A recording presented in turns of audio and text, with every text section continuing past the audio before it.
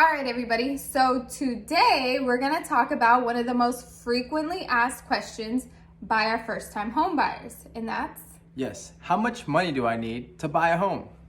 So you start off with your down payment, and that's generally about 3 to 5% of the sales price of the home, Depending on what type of loan you get qualified for.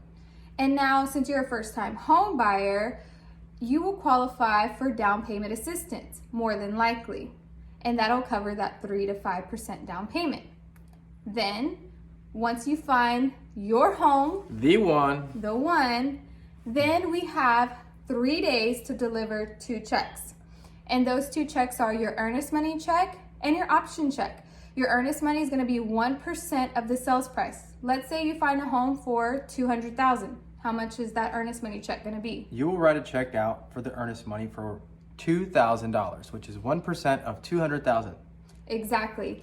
Then you're going to write another check, which is an option fee check for generally about $150.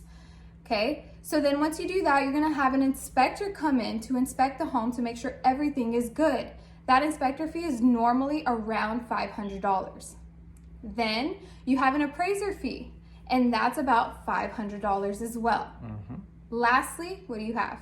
Lastly, you have closing costs, and that's generally around 3% of the sales price of the home. And sometimes, depending on the situation, these expenses can be covered by the seller, depending if it's negotiated by your agents.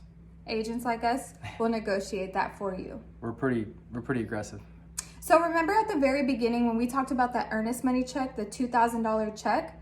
Well, that gets deducted from your closing costs. So say your closing cost is $6,000, which would be 3% of a $200,000 home. Say it's $6,000. Well, that $2,000 you put down, you're going to minus that from that $6,000, and now you only owe $4,000 of closing costs. Wow. Yeah, which is pretty good. So that's it for today, guys. Hopefully you enjoyed our video.